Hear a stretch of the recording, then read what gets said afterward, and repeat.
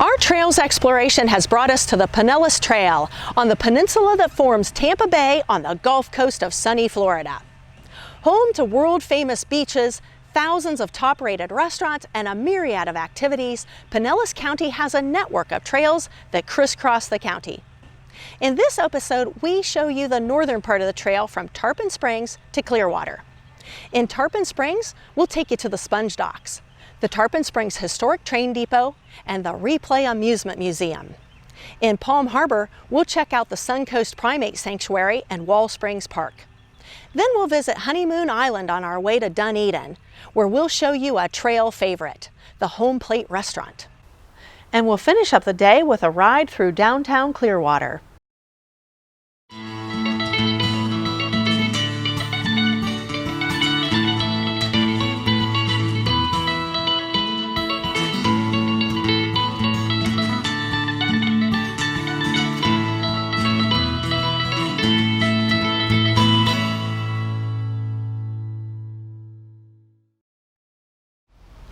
Here we are in Tarpon Springs. We parked at the dog park on Live Oak Street. It's a great place to access the trail. There's a splash park here for the kids, and there's even a kayak launch to access the Anclote River. There's a lot of great paddling here too. Now before we take to the trail, I want to take you down this street here. Just a short ways down there are the historic Sponge Docks. Known for sponges and its Greek heritage, Tarpon Springs is the sponge capital of the world. You'll find natural sponges sold all along this street, Dodecanese Boulevard, which parallels the original Sponge Docks. That's where the divers bring in their haul. You'll find a lot of good Greek food here because Tarpon Springs has the highest percentage of Greek Americans of any U.S. city. Greek sponge divers immigrated here in the early 1900s. You see, sponge diving was big business in Greece. So when sponges were discovered growing plentifully here in the Gulf, the Greeks came right over. There are dozens of cute shops here, eateries, clothing stores, you name it. And did I mention Greek bakeries? No trip to Dodecanese Boulevard would be complete without sampling something from this delectable display. I can't pronounce them, but they sure taste good. The first section of the Pinellas Trail opened in 1990. Today, it may well be one of the most used trails in America. It's so popular, it was one of the very first trails inducted into the Rail Trail Hall of Fame. Now, we're going to see a lot on this episode, so let's get going!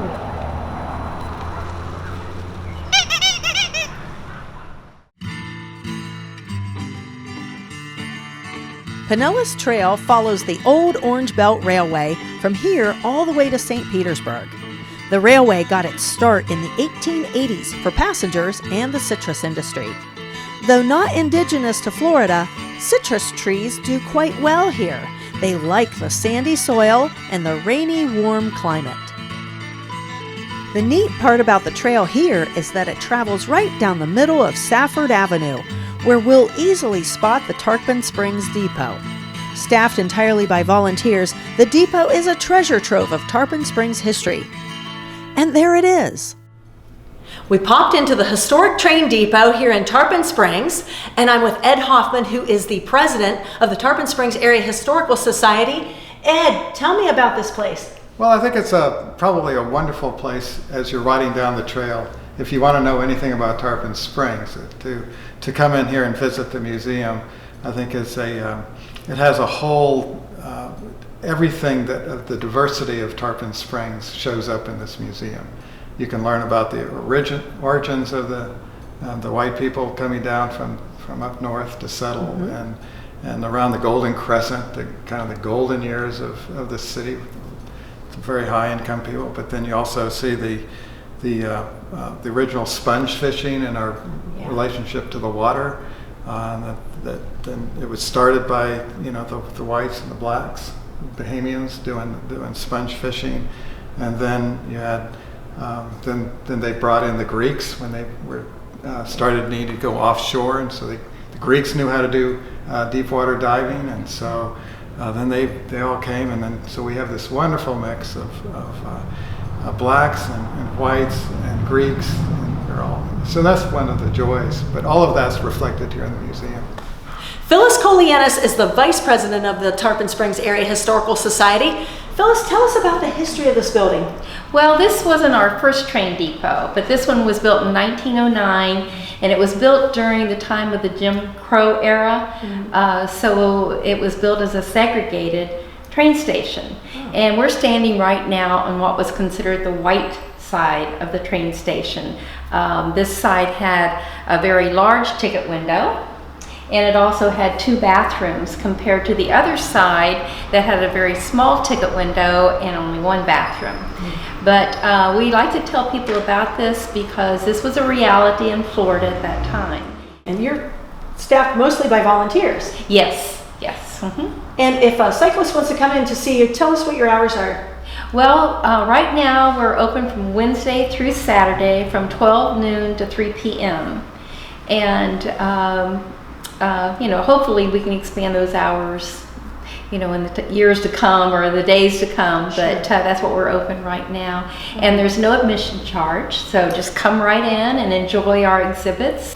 Phyllis, thank you so much for sharing this beautiful building with us today. Well, thank you for coming in and hopefully sharing it with everyone else. Sure. A half a block from the depot is Replay Amusement Museum. This is a vintage pinball arcade. Here you'll see machines dating back to the 1960s. And guess what? They all work. The staff here really know their stuff. They can explain the evolution of the pinball machine. The oldest machines were electromechanical, using analog score reels. Later, like in my era, machines used a dot matrix display, offering animation and more versatility. Today's complex machines feature full-on LCD flat screens, and those are here too. The fun part is getting to play all your old favorites. A special technician keeps everything in running order. To play, you pay a flat fee, and the staff will help get you going with unlimited free play. If you've ever played an arcade game, you may think that the secret to winning is all in the wrist. But a little bit of body English can't hurt. Well, maybe it doesn't help after all. Very popular with tourists, Tarpon Springs has a lot more to offer, but we must be traveling along. This is an urban trail. You need to pay attention all around you. Keep in mind that as a cyclist in Florida, you're required to stop at all stop signs and obey all traffic laws. We cross a lot of intersections on this trail, but I found the vehicular drivers to be pretty friendly to bicyclists and pedestrians. Just because it's an urban trail, don't think you won't see any trees or natural areas. Keep your eyes open for Florida wildlife, especially birds. You'll see any number of beautiful wading birds here, like herons and egrets. Just south of Tarpon Springs, we spotted this roseate spoonbill. Pink being the unofficial state color of Florida, these birds are a real treat to see. My riding partner is Bob Young, a wintertime trail volunteer from Dayton, Ohio. He didn't want to speak on camera, but I have to point out what a huge help he was to our crew and a great source of information on the trail and what to do along the way. We're getting close to an interesting place where we can get off our bikes and do a little monkeying around. We could turn right here on Valley Street to get to the front door, but we shall ride a bit farther where our host is waiting for us.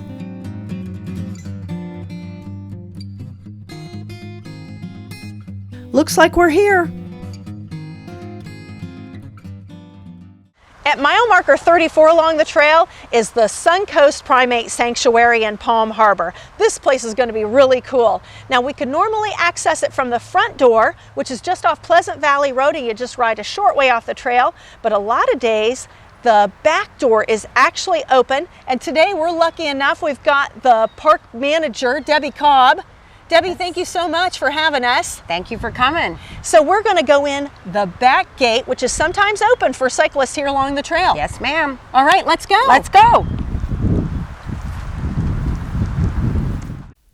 The Suncoast Primate Sanctuary is a nonprofit organization and facility that rescues and houses dozens of animals that were neglected, abused, forgotten, abandoned, or injured.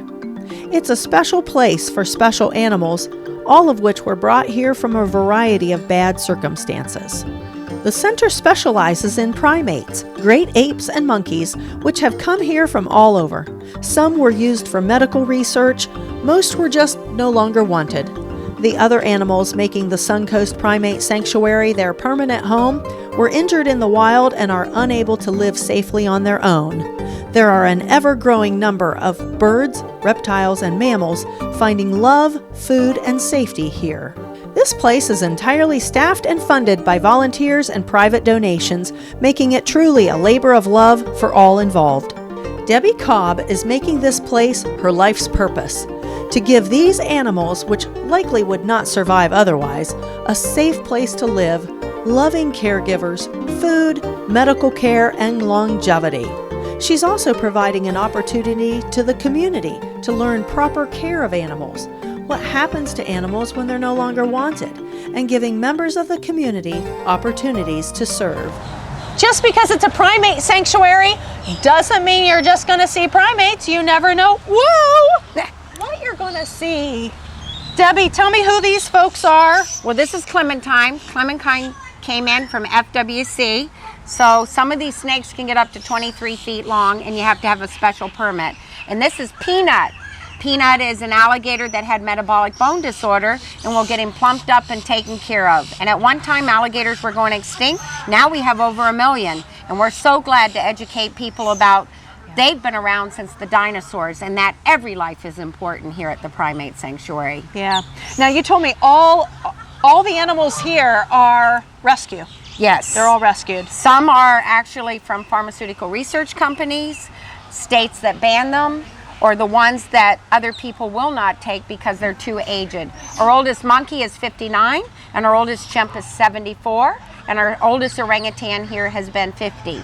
So we're excited because they get to live 3, 4, and 5 times longer in captivity here at the Primate Sanctuary. And if you stop here on your bike, a lot of times this is what you'll do. You'll Absolutely. If you think this is not just for you, this is for everybody to enjoy. Because remember, touch it, see it, smell it, name it, you'll save it. For more information, go to suncoastprimates.com.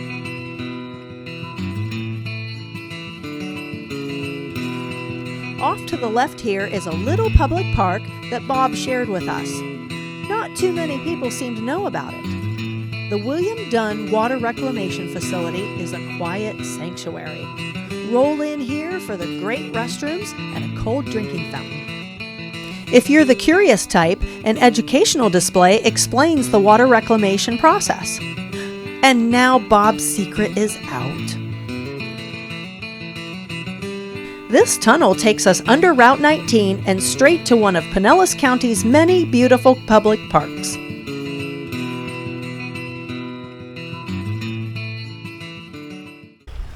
I'm standing beside the crystal clear spring of Wall Springs Park.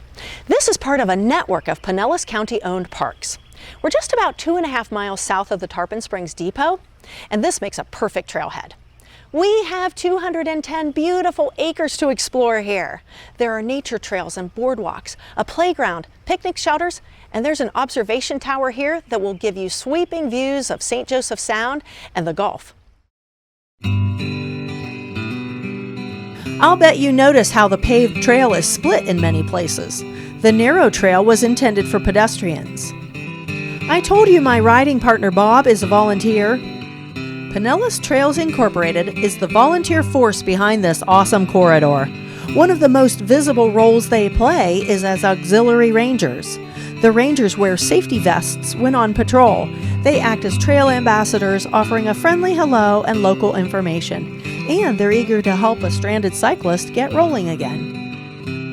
Oasis Park is a quarter-mile stretch of parkway that preserves the remnants of the original stagecoach road. It was once the main road that ran from Tarpon Springs to Clearwater and dates back to the 1920s. You can see portions of the original dirt road as well as sections of bricks later used to pave the road. In Florida, cars may turn right on red, except when this signal is lit. That's to protect us in the crosswalk. How's it light up? When you or I press the button at the side of the trail. I'm at the intersection of alternate Route 19 and Curlew Road, where we're going to take a causeway out 2.5 miles to Honeymoon Island State Park.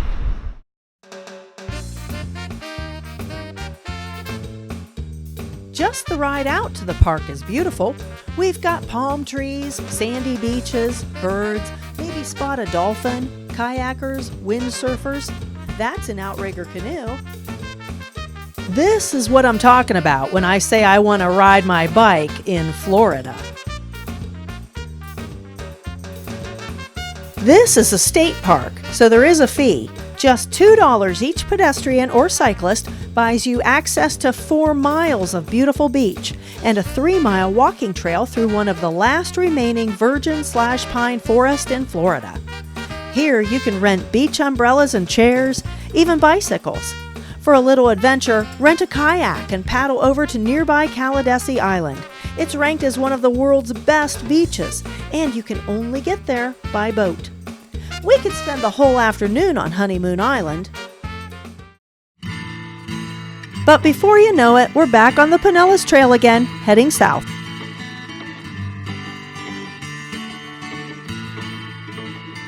By now you've noticed there's no shortage of parks along this trail. This is Weaver Park in North Dunedin. Look through the trees and you'll see the water of the Gulf. This park has everything I'm looking for: shade, picnic tables, and public restrooms. Here is Dunedin, Florida's first official trail town because of its trail access and support. Small and quaint, it's one of Florida's oldest cities. We're still following the old Orange Belt Railway, so there's a train depot here. Dunedin has Scottish roots that are widely maintained. Every April, they celebrate their Scottish heritage with their annual Highland Games, a day of competitions in bagpipes and drumming, Highland dancing, and athletics. Both the high school and middle school offer competition-level pipe and drum bands to their students. You can see it's busy here. City leaders credit the Pinellas Trail with their prosperous economy. I talked to several folks who moved here just to live near the trail. And it's easy to see that the business owners of Dunedin want you to stop and stay a while. There are clothing stores, gift shops, cafes, art galleries, restaurants, bike repair, breweries, and hotels. You can easily spend the whole day here. Dunedin is the winter home of the Toronto Blue Jays, and the trail goes right past the stadium. Pretty handy for riding to a game or to a popular diner that we've heard about. So, we're going to eat at Cindy's Place, the Home Plate Restaurant. So inside Home Plate Restaurant, I'm with owner Cindy, who's been at it for 5 years. And this place is awesome, Cindy. Thanks for coming in, Mary Jo. Want to introduce you all to our food. We have our mahi salad, which you actually design yourself. We have something like 29 different ingredients that you can add to. We've also got our fried shrimp platter here for you. We really know, believe it or not, for our breakfasts. Yeah? We actually serve a beautiful lobster benedict. We have fresh strawberry shortcake. You name it, you've got it. All locally grown produce. And I think you'll enjoy yourself. And also, we're the home of the $3.99 mimosa. That's delicious. Cheers. And you also bake your own pies here. Oh, yes, ma'am. We got coconut cream, peanut butter cream, you name it, banana pudding. Great. Lots of good stuff. Alrighty. Hope you guys come by and join us at Home Plate, located directly on the Pinellas Trail, directly across from the Toronto Blue Jays. Thanks so much, Cindy. We're so glad to have you guys. Thank you.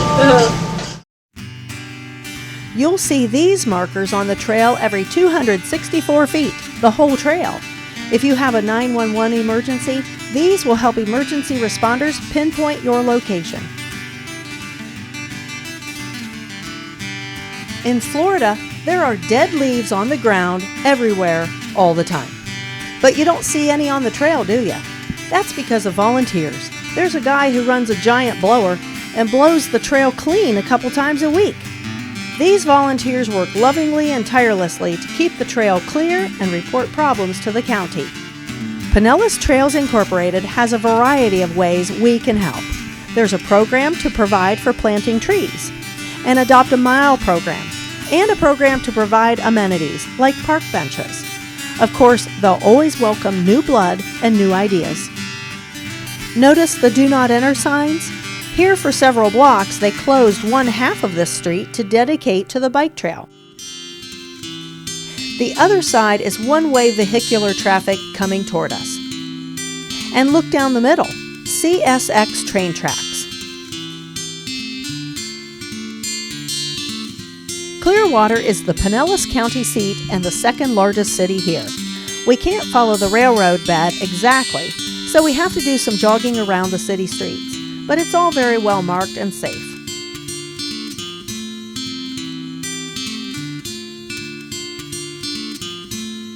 Though we don't ride through the business sector of town, it's only a few blocks to shops, museums, and eateries.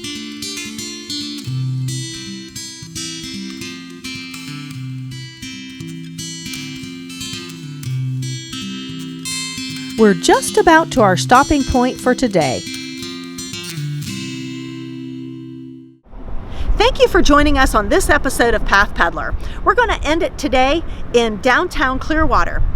Join us for our next episode on the Pinellas Trail, where we'll ride from Clearwater to St. Petersburg. And I hope to see you on another path peddling adventure.